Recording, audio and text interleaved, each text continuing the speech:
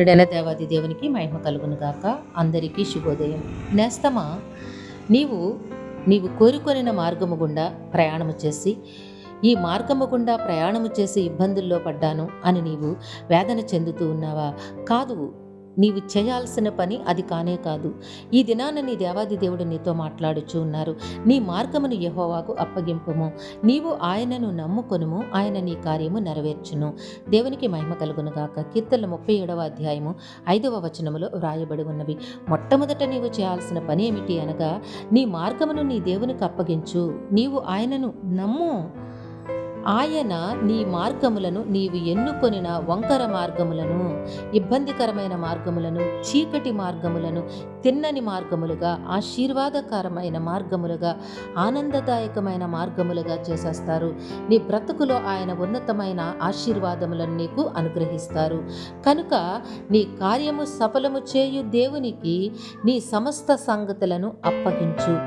ఎప్పుడైతే నీ మార్గములన్నిటినీ కూడా ఆయనకు అప్పగిస్తావో, నీ బ్రతుకంతా కూడా ఆశీర్వాదకరముగా, ఆనందదాయకముగా ఉంటుంది. దేవుడు సమస్త సంగతుల యందు నీకు తన మెండైన ఆశీర్వాదములు అనుగ్రహించి నిన్ను నెమ్మదితోనూ సంతోషముతోనూ జీవింపచేస్తారు. దేవుడు నిన్ను దీవించి ఆశీర్వదించునుగాక. ఆమేన్. ప్రార్థన చేసుకుందాము.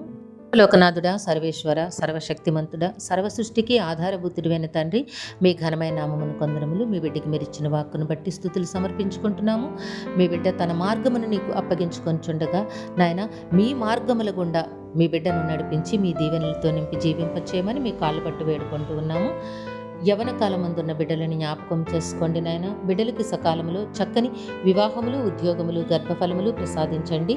పరీక్షలు రాస్తున్న బిడ్డలకి నాయన ఆరోగ్యమునిచ్చి, జ్ఞాపక శక్తిని, ధైర్యమును ప్రసాదించి, పరీక్షా సమయంలో ప్రతి ప్రశ్నకు సరైన సమాధానమును రాసి ఉన్నతమైన విజయము పొందినట్లుగా దీవించండి. మా ప్రియులు చేస్తున్న పనిపాట్లలో, వ్యాపార విధులలో, ఉద్యోగ విధులలో తోడుగా ఉండి వారి కష్టమునకు అనేక రెట్ల ఫలములు దయచేయండి తండ్రి.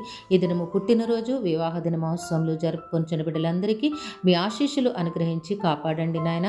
మీ బిడ్డ తండ్రి గృహము కొరకు ఆశతో ఎదురు చూస్తూ ఉండగా మీ ఆకాశపు వాకిండ్లను విప్పి మీ కృపలో నాయన చక్కటి గృహమును నాయన అనుగ్రహించి మేలులతో హృదయం తృప్తిపరిచి జీవింపచేయమని ఈ ప్రార్థన మా రక్షకుడును మీ ప్రియ కుమారుడైన యేసుక్రీస్తు వారి అతి శ్రేష్టమైన నామమున అడిగి వేడుకొనుచున్నాము తండ్రి. ఆమేన్.